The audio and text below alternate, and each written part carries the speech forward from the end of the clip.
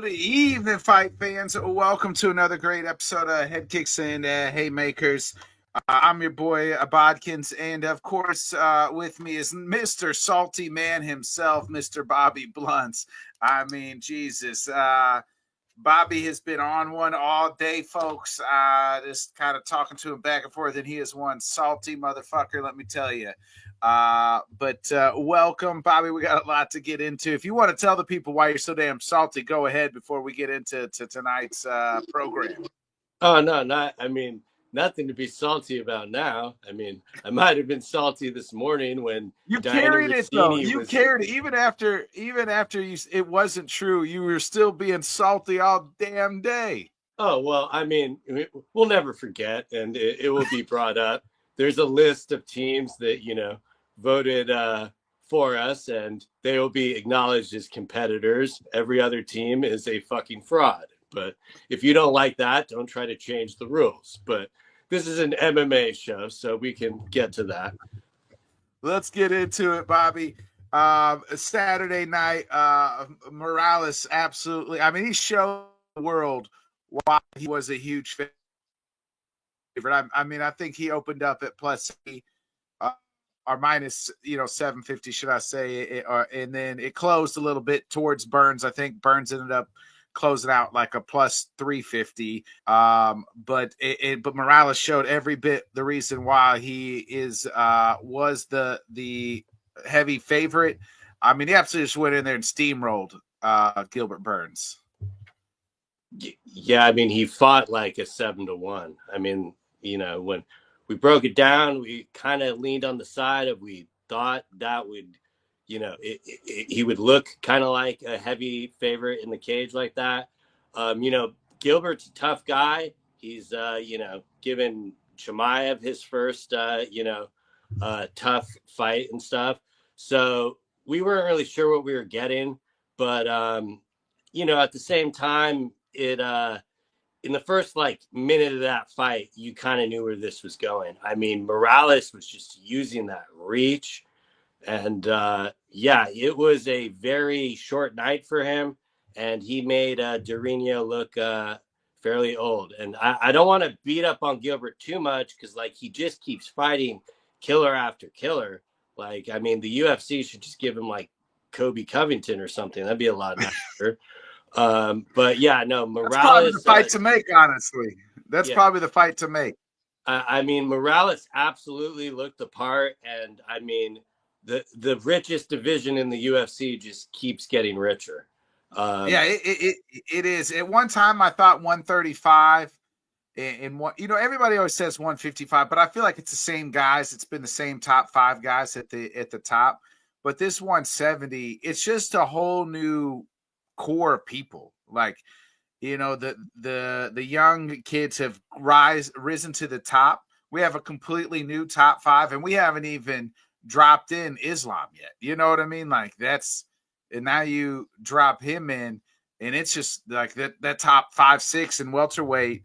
And we still got guys like Oban Elliott. That's right. You know what I mean? And a guy that we are fans of. Brian Battle, you know what I mean? You still got a couple of these other 170ers, these other this crop of 170, this youth is insane to me. Yeah, I mean, you said it right there. They're all young. I mean, it's no longer like the 170 when Usman was at the top, and then you had Masvidal and Kobe kind of there cycling out. It's I mean, Usman's really the only one still kind of hanging on, and he's kind of just been there. Who knows if he'll be there in 2 weeks? But then again, with how they move, it's pretty bizarre. I was a little shocked to see Durinho still at 10, I think. But at the same time, he does have other wins, and those rankings are just kind of how they use the matchmaking. It's nothing set in stone. But I mean, if you remove Usman from it, and obviously this is not counting Islam, everyone is a crazy young up and comer. And I mean, all different styles and everything. It's 170 is definitely where it's at right now. And then you put the pound for pound #1 fighter into the division. I mean, what else could you ask for? Yeah. So Rob says, "What's up, Rob? I appreciate you tuning in, and Will appreciate you saying what's up." He says the other day, Gilbert is just fighting killers. Yeah, I mean, he comparison with Tony, making the comparison with Tony. It says Gilbert's just fighting killers. That's true, man. He has fought some guys. Bobby, I just want to stay with this 170. So I pulled up the rankings here. So JDM, the new champion. Then you have Bilal, who's been around. You got Sean Brady Young, Shavkat, Leon is 4, and then you got Usman 5. But then you got Ian Gary, Joaquin Buckley, Morales, kind of, and then you have Colby and Gilbert. So out of and Carlos Prates at 13, it's still, we just, he just fought and lost to Ian. Let me ask you this: if you could buy any one of the stock in any one of these guys and say that's the guy that's going to be champion, like the cream of this crop, right? Because right now it looks like we look at it, JDM's already champion. Sean Brady looks like he could be a champion. Shavkat, I've been saying, could be champion for 2 years. Ian Gary, people shit on him, but man, he's good enough to be a champion. Michael Morales looks like he could have, showed on Saturday, he could be a champion. Who are you going to buy the most stock in and be like, that's the guy I'm hitching my wagon to kind of be the cream of this whole crop? I mean, it's a really tough question. When you kind of said it right there, all of them legitimately could be champion. I think back, and if you asked me that question a few weeks ago, I would probably still be heavily buying the stock in Buckley because, stylistically, I do think that could be an interesting fight. Let's say if he were to fight JDM. But then Morales comes in with that performance. And I mean, what that performance on Saturday showed me is he will be a champion one day. But that being said, I don't know how long he is for being in 170. So, give me the dark horse here. I think I'll keep buying some stock in Anthony Buckley, especially since, Witt ain't here to campaign for him. So, gotta that was Witt's top 10. It's top 10.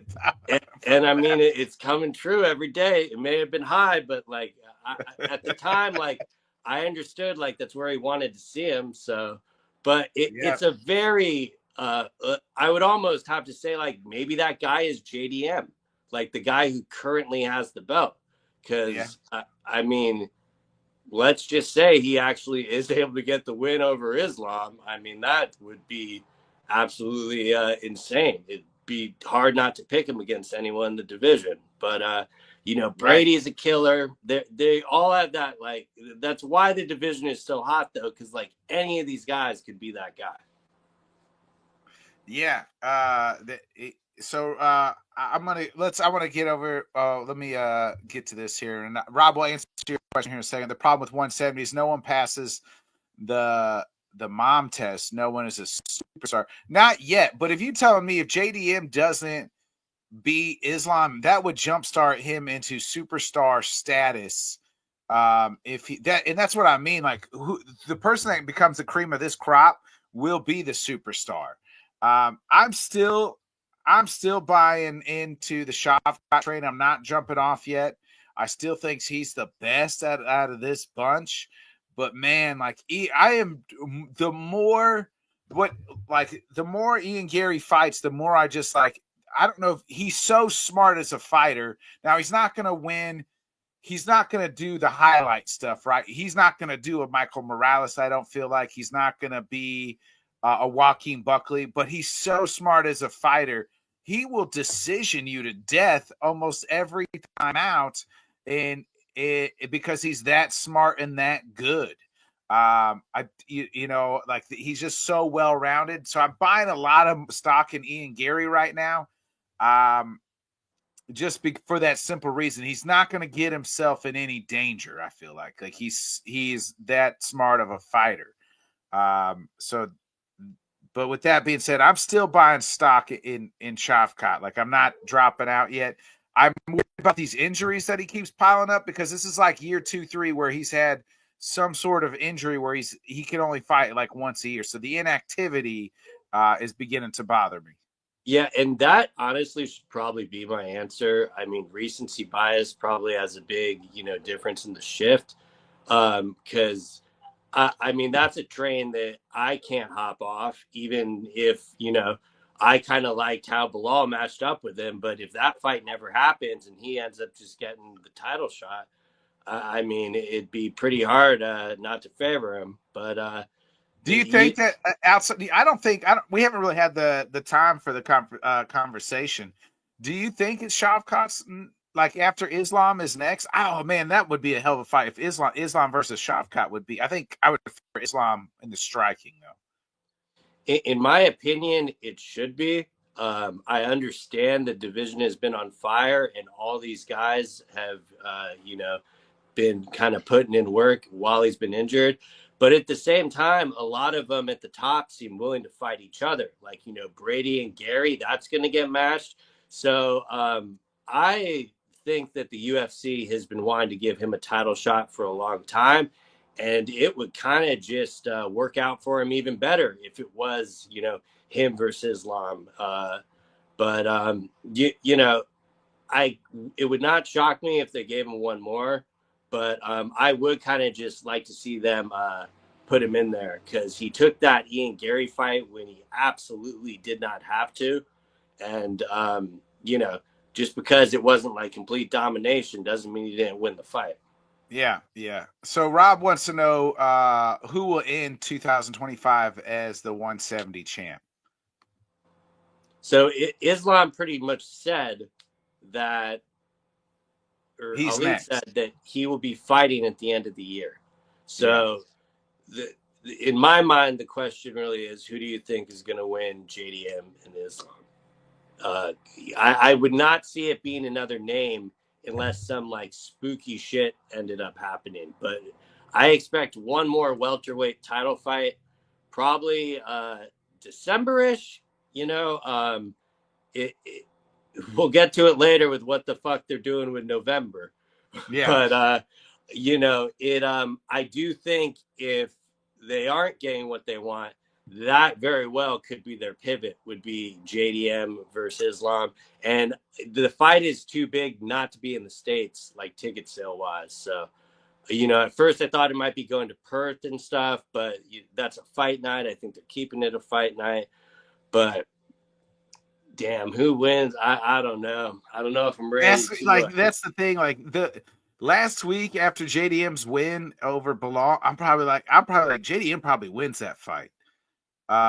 This week I'm like, man, I think Islam could beat him in the grappling, but then I'm like, shit, I don't know. JDM like handled Bilal's grappling pretty well and looks such improved. So it's like 1 week I'm one way, and then the other week I'm next. You know what I mean? Yeah.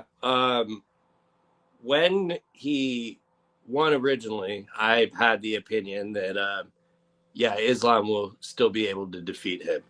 Then when I went back and rewatched it, especially some of the takedown defenses, it is a much more intriguing fight that I'm excited for. But like, if you're asking me today, I would probably still have to pick Islam, though I am seeing, different avenues to where he could, be able to get the win. But I do think like the difference between Bilal's level changing and more importantly, adjusting to how to get a level change does not even compare to Islam. So, but that being said, like I can't count out JDM because, he got pretty much counted out in the Bilal fight and he handled that. So it's definitely, JD? That's why I'm happy that we'll get to break it down so I can get a little bit, better of a pick. But I mean, right now it's really hard not to go Islam because, like, to me, like you're spotting Islam 15 pounds because I mean he walks around at like 195. Yeah, but JDM's just, it feels like it's still gonna be is much bigger. You know what I mean? Like it's such a bigger person, so it's like he could put on, but he's getting the time, right? He's getting the time to hopefully put on weight properly. in when if this fight happens. So Rob said if there's only one welterweight fight before the end of the year, I'm going to be pissed. Now there'll be one more. JDM, he's going to defend it at least one more time, or No, he's going to. I mean title fight. As far as I don't see them being able to get two off because it's. Can you? God, what are you gonna do? You always make the pussy crazy. You know what I mean?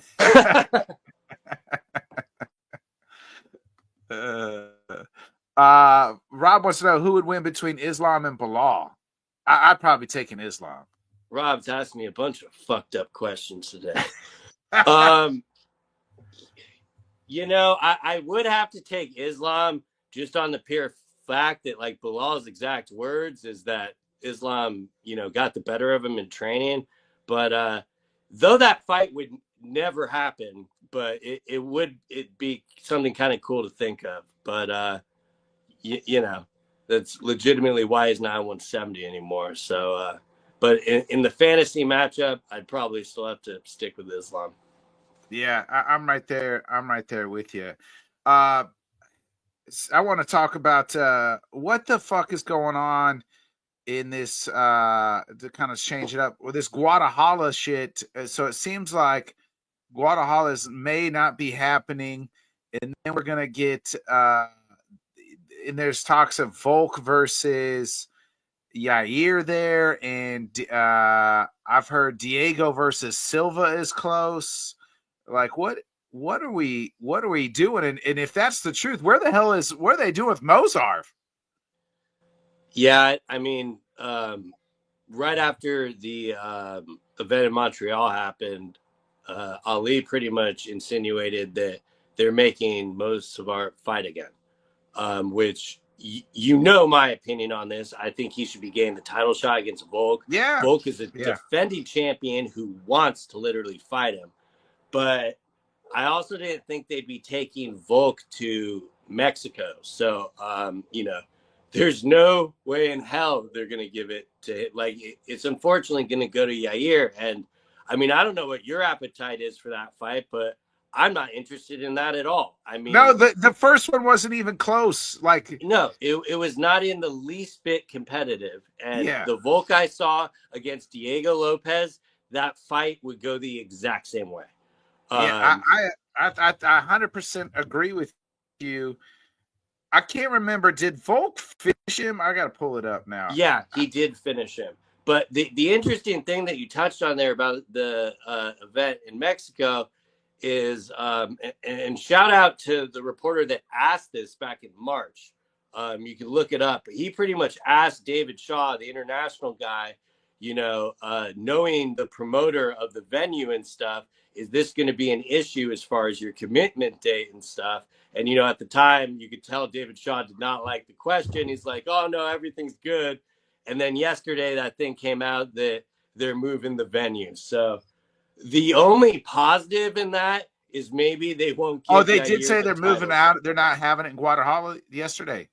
No, they're just moving the venue itself. I'm pretty sure they're still trying to salvage it in Mexico, but it does sound like it's very much up in the air.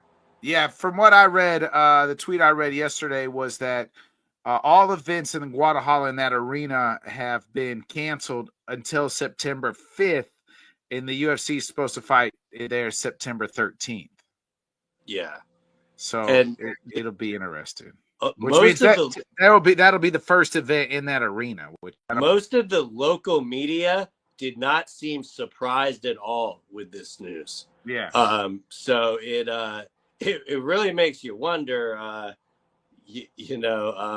Maybe they just thought everything would work out, but they probably got a plan B.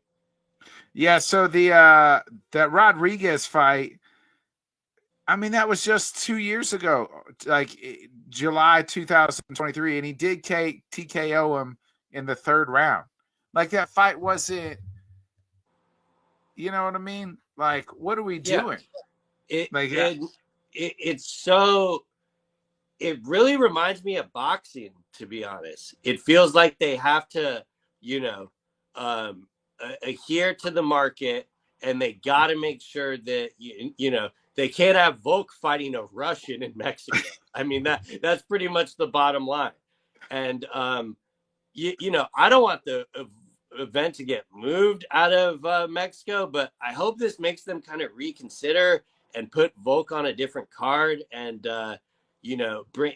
I think the problem is they need a title, and that's really the only reason he's on the card. So yeah. I don't know. It gets murky, but I hope maybe they can do like Wei Lee Valentina there. I don't know. Yeah. I mean, give me that more than I'd rather see that fight than Volk versus Yair too. And like Yair's only won, I think, one fight or two fights since he got KO. Like, yeah, and all due respect to Pitbull, it's getting that win over Pitbull, it makes you like think like, oh, well, that all Yair? And I'm not trying to like shade Yair at all and saying don't give him a title shot, but just off the first fight, it's just not too much. Like I'd be more interested in them doing Diego Yair, even though right, they had the beef at the presser. So give me that fight. But give me that fight. Their biggest problem is going to be needing a title for it. So that's why I think they're going to slot Volk in, because in their mind, he'll accept anything as long as you give him a little notice. Yeah. I don't need to see. I'm with you. I'd rather have the Yair Diego fight. They had the beef at the presser. There's some history there. Give me that. You know what I mean? That could be a good co-main event. And you put shit in September 5th. Do fucking Islam and JDM if we can. You know what I mean? Like, they gotta have it that way. The more bizarre thing to me is because like we've known the Pantoja fight was booked forever, and then that fight got dropped down to multiple cards. And I understand why it's on International Fight Week. I mean, the guy's been waiting for a fight forever, but that still sounds more entertaining than a rematch that we've already seen. And it wasn't close. It's not like you're like, ooh, that was a razor thin, fight. I need to see that again. I like it was one sided. I don't mind the Diego if it happens. The Diego Silva fight. I had a friend of mine. He was kind of saying he didn't like it just because like Diego just fought for the title. It's a big jump for Silva. I'm like, yeah, but Silva is a monster. Like, you know what I mean? Like he's been on this link, so you got to test him to see where he goes. He was saying that he didn't want to see Diego get fed. I said I'll watch that because I don't think anybody's just getting fed. I just think that's a good ass fight, but I don't really need to see it next. Yeah, and you wonder how far they're going to drop Diego down because not to go back harping on his performance, but from what I saw in the Volk fight, he definitely like if there was a rematch for that tomorrow, it probably would go like more or less the same way. So I think that's a perfect matchup matchmaking wise, because the UFC really gets to figure out what they have with Silva. But I do kind of get the sentiment of, oh, well, maybe he's going to get like Ian Gary, like Protest did. But, that fight will be entertaining enough. Diego is a dog when it needs to be a dog fight. So I would have no problem with that. But, I mean, to me, it's just too easy to do Yair Diego. But it makes the most sense. This thing where they like some people they'll promise a title shot and other people they won't, so they feel like they have a duty to give it to him. Like all the politics need to who did Mozart like sleep, like whose wife did he sleep with, or like because like he is getting the Marab Bilal treatment. Yeah, and especially like considering that Volk would fight him. It's not like one of these other guys where you don't know what you have. Like Volkanovski wants to test himself against him and try to give him his first loss. That is 10 times more exciting than something that we just saw less than 2 years ago. What I mean, who, like, if they're not going to give him to him, I don't know who you match him up with. You know, when Aaron Pico first got signed, there was, that rumor of them Oh matching yeah, yeah, them up together. And yeah. if I'm not mistaken, don't hold me to this, but I think both of them are an Ali client. So that's probably the main reason that did not happen. I also could be mistaken on that, but he spoke very highly of both guys. So I'm pretty sure, they're both his fighters. And it I don't know. Like, could you imagine if they gave him John Silva? Oh, Pico No, or Mosavar. Mozart. Oh yeah, yeah, Like, I, I mean, to me, he's done more than enough to get a title shot. yeah. He just And beat Aljo. Like he's on a 7-8 fight winning yeah, streak. Like he's undefeated. I get he and doesn't have any finishes. That's the problem. the Not only one. thing I can think of is the UFC is trying to play their cards with the turnover from Ilya dropping the title to they want to get like Volk a defense in before they match him up with this, undefeated guy. Yeah, But I don't know. The only reason it sours me, or salty as you would say, is simply because Volk wants to fight him, like just make yeah. the fights. Like this isn't boxing. Yeah, yeah. We'll get to some boxing here in just a little bit too, Bobby. But this is the last time we're going to talk about this subject, but it has to be talked about for the since I guess he got the time. I don't know if he's filming this Russia series with Nate Diaz or not, but since he got the title, we have seen a furious of tweets almost daily of John Jones, and it seems like he has no interest in returning, in fighting. I don't know if John Jones is trolling the world, if he's true. I mean, he says he's living his best life. We know they said, we'll tell you get stripped or something. He said, do I look like a guy who cares that he's got stripped? No, he don't because, well, he's been stripped more than once. So and vacated more than once. So it's like, what do you make of this John Jones barrage of tweets we've seen in the last 48 hours or so? I personally think it means nothing. But let me You think elaborate he's out here trolling the whole world? to a degree, but at the same time, like, remember when we did our pound for pound, I intentionally left John Jones off of it. It was Yeah, not to shade John Jones, but it was, in my eyes, the man is retired. And, if you're retired, there's no reason to have you in the active pound for pound. You can go on the GOAT list, but you don't need to be in the pound for pound. And I wasn't doing that as like, some sort of statement. I just generally do not know if he wants the fight, and you're not going to force him. And why the UFC has not stripped him, I think in their mind they're waiting for the November cutoff date. They have pay-per-views booked. So I do think a lot of the intentional wording, like the random clips of him telling a guy like I'm done and all that, like that is to make people watch a reality show that nobody yeah. gives a fuck about.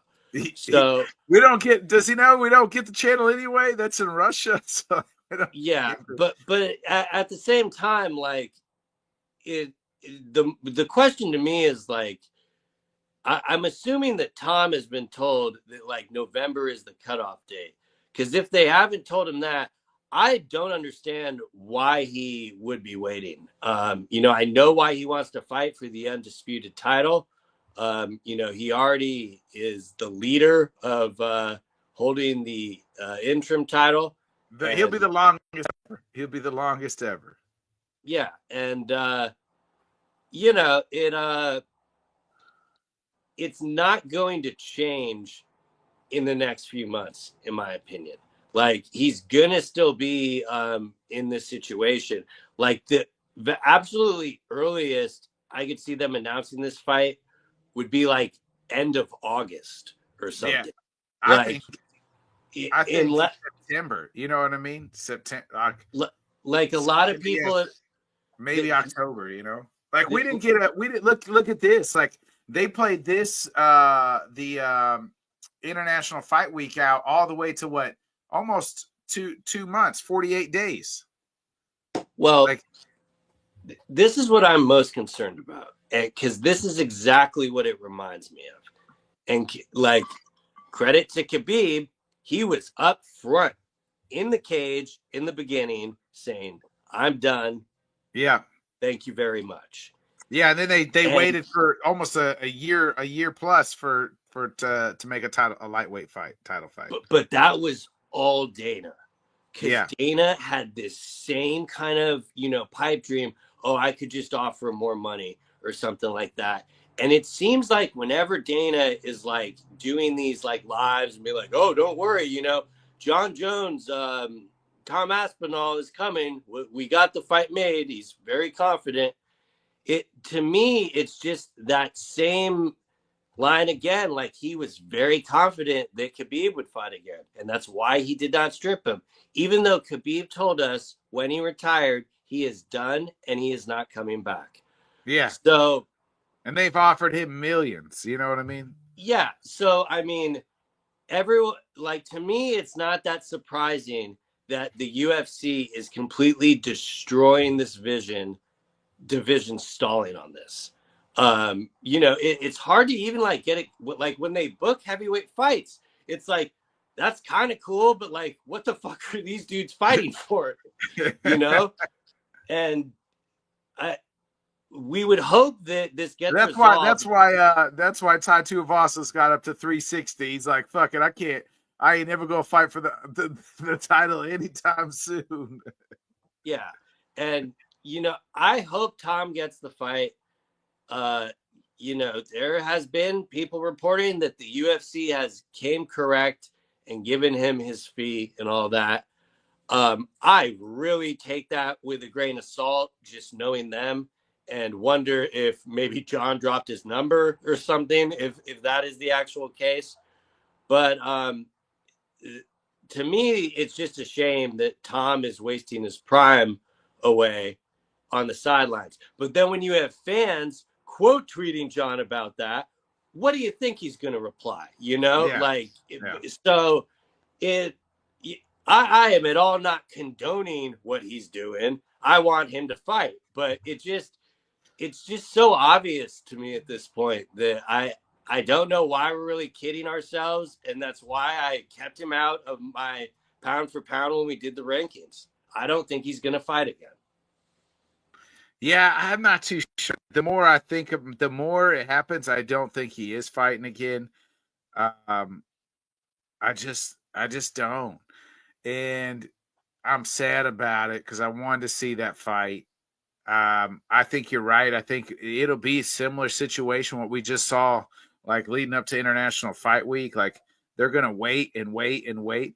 Do you think he told the UFC that he knows that he told them their plans?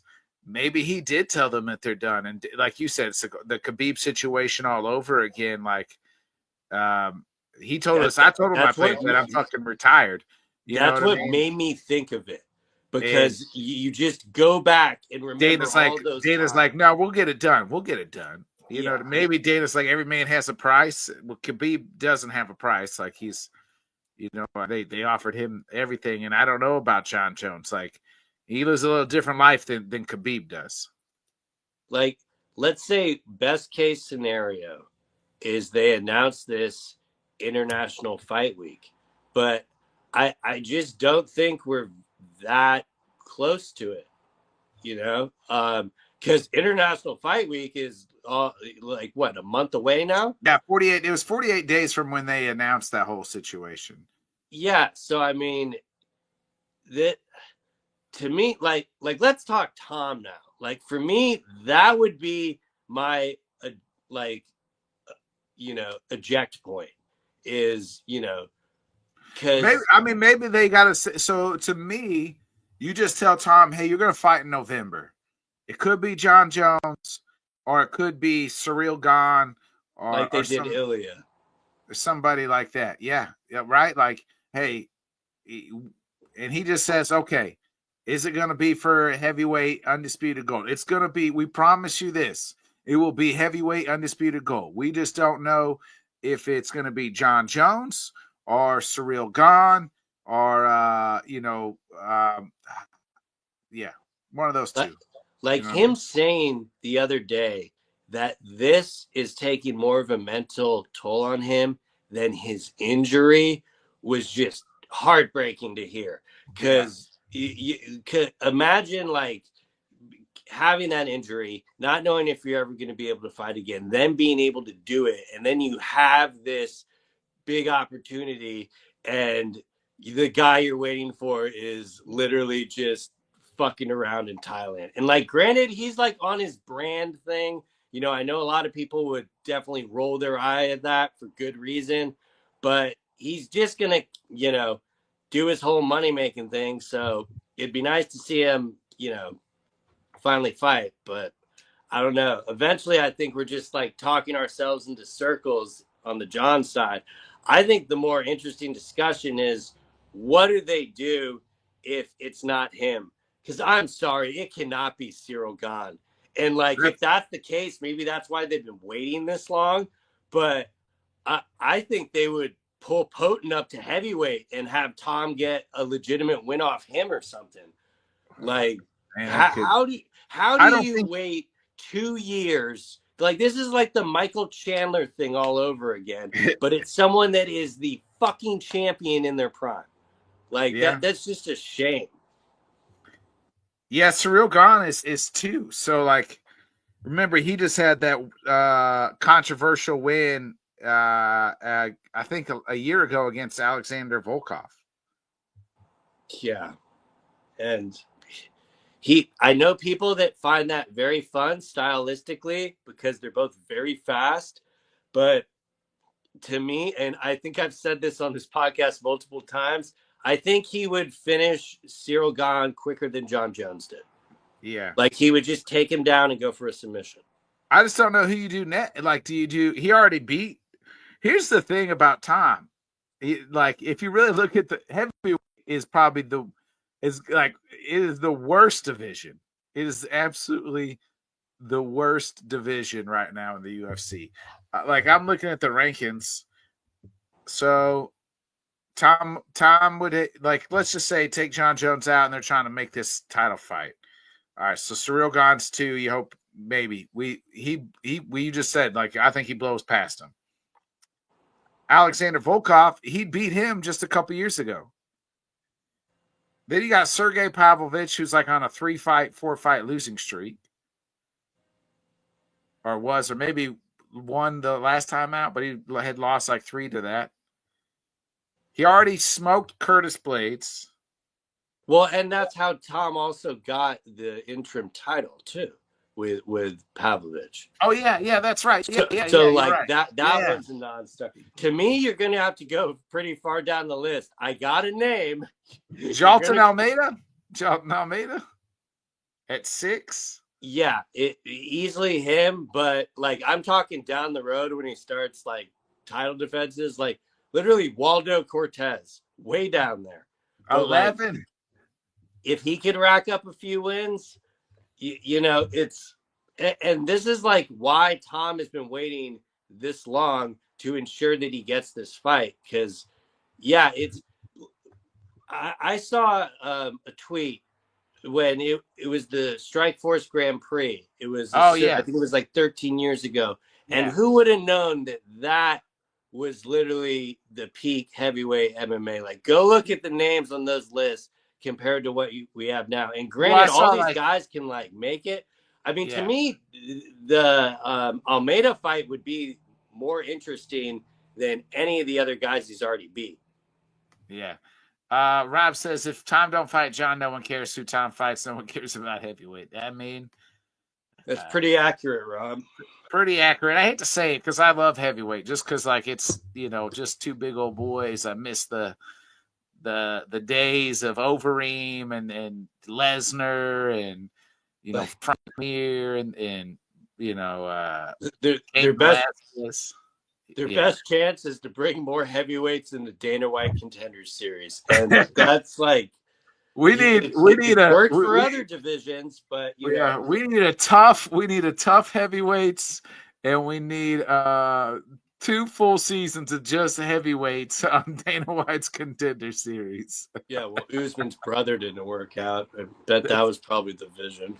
That's But probably you know, the one thing about heavyweight is since it only takes one, you know, with that size, it could, and that used to kind of mean something. But like yes. that's why Yeah. Tom is like so special because of his agility. So it's bad matchups for all these guys, and maybe this is why the fight isn't already booked with Jones. But Yeah. It'll be interesting on who they put there, because I'm just like, man. yeah, they got a big problem. It's Yeah. and that's why they are doing this stalling. Like, I mean, say the UFC like strips him tomorrow, okay? Then what the fuck do you do? Like you just have him fight as soon as possible, and whoever. Yeah. Okay, Yeah. I mean, I don't know. That's really why I said I think you tell him. Okay, Rob wants to know, name the next 3 Tom Aspinall fights. God.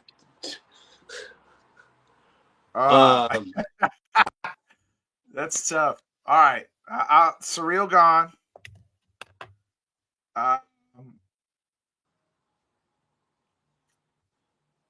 Charlton Almeida and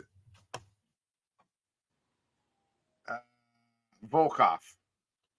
Somewhere in those order. Okay, John Jones retires. His Tom's first fight for the undisputed heavyweight title is against Alex Pereira. Woo! Then you do Almeida, and then gone again. Okay. But obviously, we're all hoping that they make Tom versus John. But yeah. you know. Yeah. Bobby, we haven't really had a good chance to talk about like the summer blockbuster hits before we get up out of here. I believe you said your best fight is DDP versus Hamzat, and man, I mean they have already have a war of words. DDP is an elite trash talker.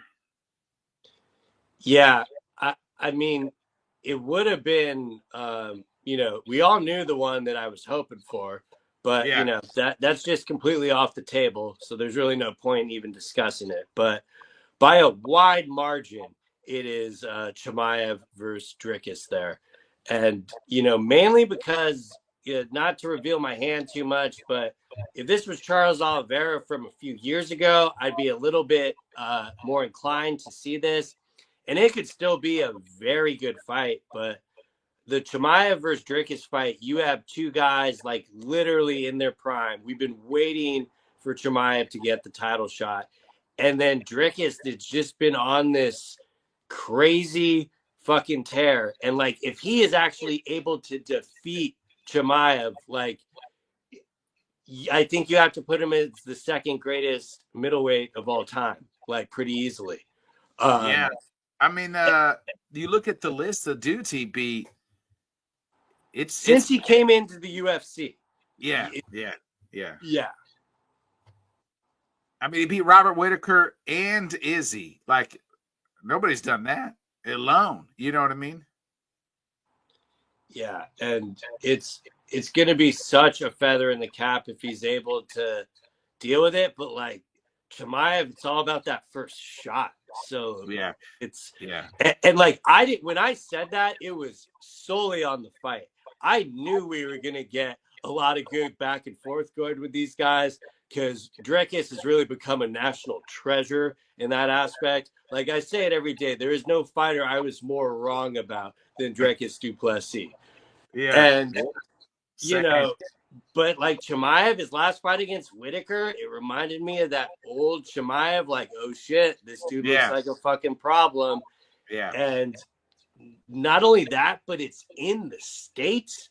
I don't have to watch this in the middle of the day. It's going to be at nighttime. I mean, give me this. I cannot. Rob says no one's beaten Hamzat. So yeah, I mean, I know a lot of people that have that opinion that I respect quite a bit, and I completely understand why. That all initial first shot, but he looks huge. But Drakus also looks like a tank. That's going to be a really fun one to break down when the day comes. And I don't even want to put it out there, but yeah, I'm not even going to say it.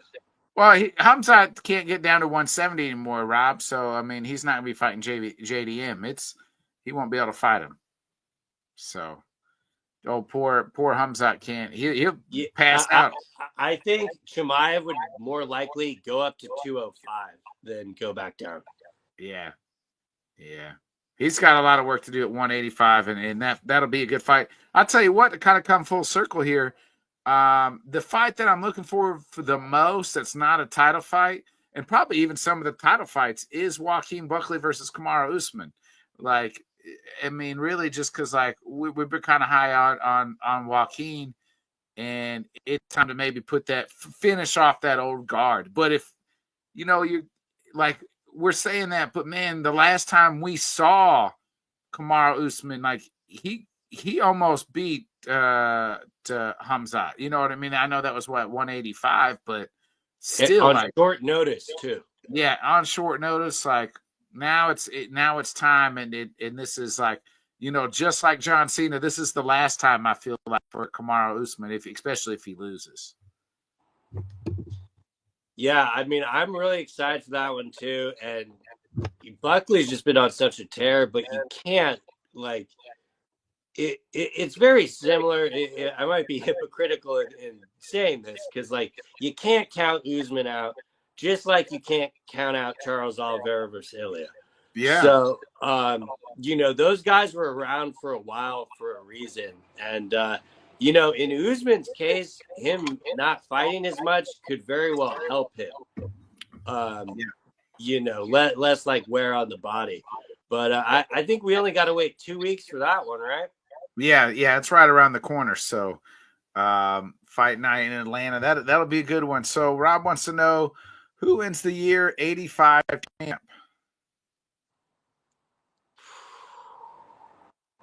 Get back to me after Chicago, Rob. Yeah, I mean, I don't know. I really don't. To me, it's the winner. They're not going to fight again, I don't think.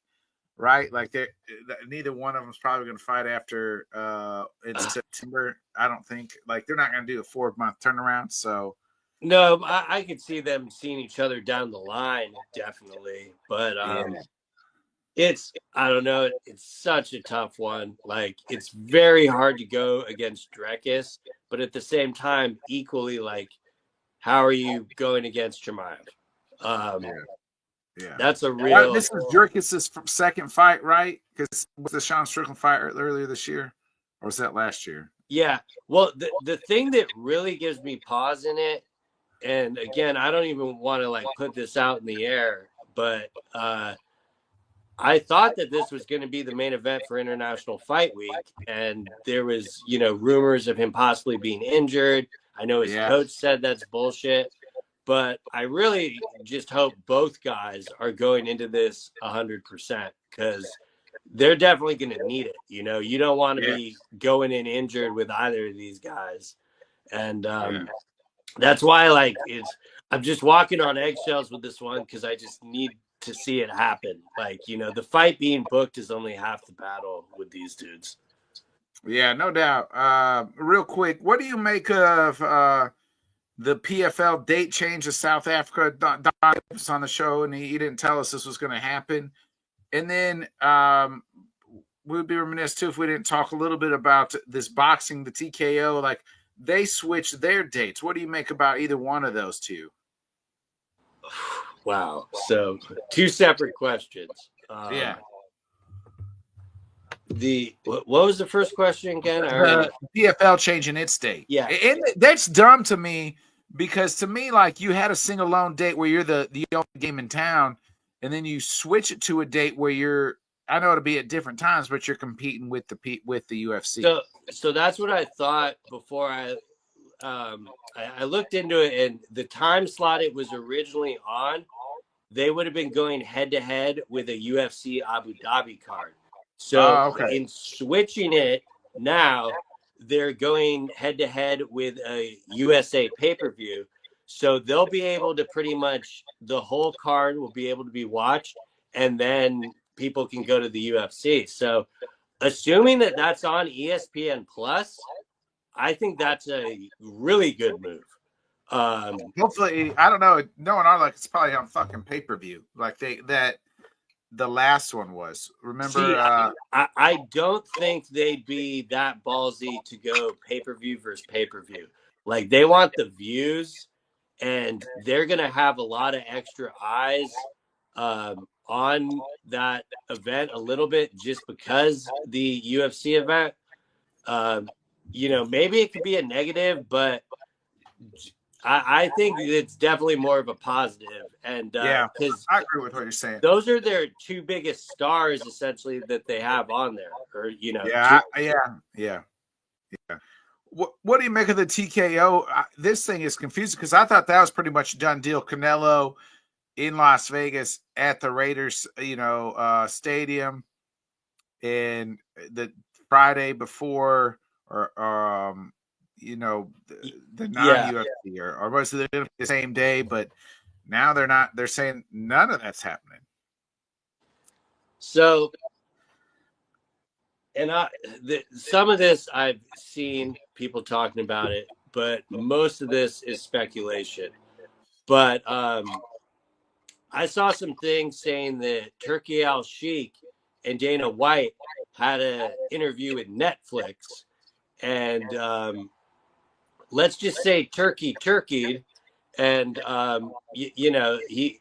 I don't even know if I should be saying this because I don't know if it's accurate, but apparently he pretty much said, what is this person doing in here? Get them out of the room. And turns out that person is the chief of content for Netflix. So she obviously was supposed to be there. And that has apparently soured the possible UFC getting a deal with Netflix. So that's like the rift there. But this is all like me at the water cooler, like putting bullshit together. I don't know if any of this is accurate, but it would kind of make a little bit of sense. Like maybe Turkey bit off more than he could chew negotiation wise. And that's why Dana got separated. Or it could be Dana just didn't have the time. To me, it not being announced on Netflix and Dana White not being a part of it can't be a coincidence, but it very well could be.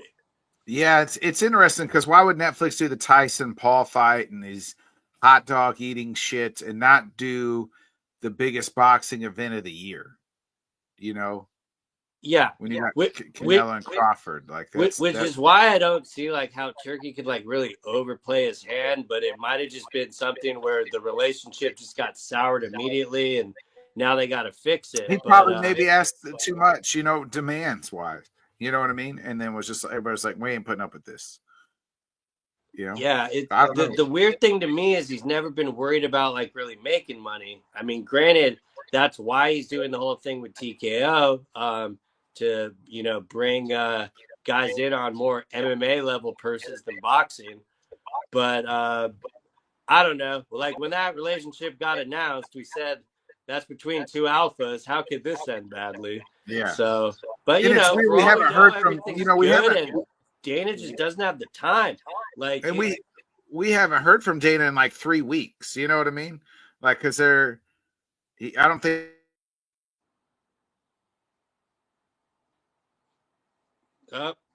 he did a presser after last on. And there's no UFC this week. Yeah, I mean he's a little bit checked out. You got that when he wouldn't even show up to the presser. But I said that day, like, he wasn't going to show up to just answer the same question 1,000 times saying, we do the fights on Tuesday. So I kind of get why he was leaving some of that stuff to Shaw. you see a lot of it being able to run on autopilot. Let's be honest, Hunter Campbell does mostly all the booking these days. He was over visiting Islam and stuff. So it's kind of why I was more surprised when they announced the partnership, because it seemed like Dana was going to be putting a lot more on his plate when recently he's gotten a lot of that stuff off his plate. So he might be involved in the end, but he might just be taking a back seat to the promoting. We know he wasn't a fan of the stadium show, so who knows? It's a pretty wild one, though. Yeah, and we'll see what happens. I don't really like the stadium like that either. But man, we'll see what happens. That's pretty much it. That covers it. There's no UFC this Saturday. Not a whole lot happening over Memorial Weekend. So hopefully we'll get some news pop up. And then next week, the week after, is Blanchfield versus Barber. So in the Apex, baby. Yeah, it's a Pepsi card, but at the same time, there's still going to be some good ones on there. Oban Elliott is on that card. Yeah. Fucking crime that he's in the Apex, but we can pick that up in a week. But and again, we didn't go over the rest of the card. That card delivered on Saturday. There was like one decision, a lot of finishes, but can't remember half of it on Wednesday because it was in the damn Apex. So, what do you want me to do, UFC? I watched the slot. Don't make me regurgitate it. Yeah, I mean, we got to shout out I called him the Panda, but I think he's the Dalmatian is what he is, actually. That's what it, okay. That was driving me nuts. It is the Dalmatian. Yeah. And that's none other than Costa. 3 fights in 85 days, 3 wins in 85 days. He is on a Kevin Holland type pace here in 2025. So I just did want to shout him out. Jared Gordon with a quick knockout as well. The co-main obviously had to be canceled due to a guy having not Paul Craig, but his opponent having a herpes flare up. So, yeah. On the bright side, the card ended earlier. True that. I'm not even kidding. And again, that is because of the Apex. I am having that mentality. If this was in a crowd, it started earlier. It started an hour earlier, and it finished 3 hours earlier. I felt like, it was nice. And I don't mean to be the broken record, continuing to shit on the Apex, but that same day they applied for 5 more permits to do some more Apexes. So it's of course. God, feel bad for all it's just the fighters that are getting showcased on that. I hate that it has become the thing well, you have to get some wins to fight in front of a crowd. That is embarrassing bullshit. Yeah, I feel it. All right. Well, it's been another great episode of Headkicks and Haymakers, folks. I'm going to finish watching this basketball game.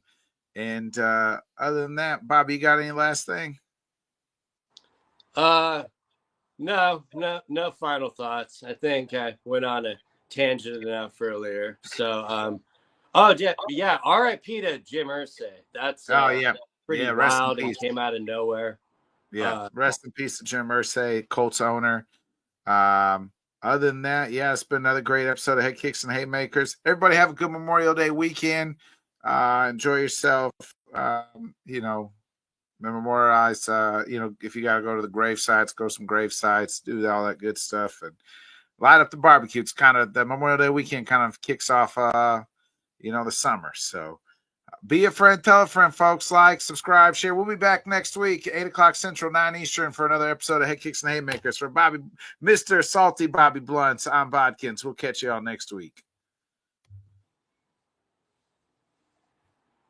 Thanks so much for joining us, and until next time, let's talk sport, friends. Thanks for watching.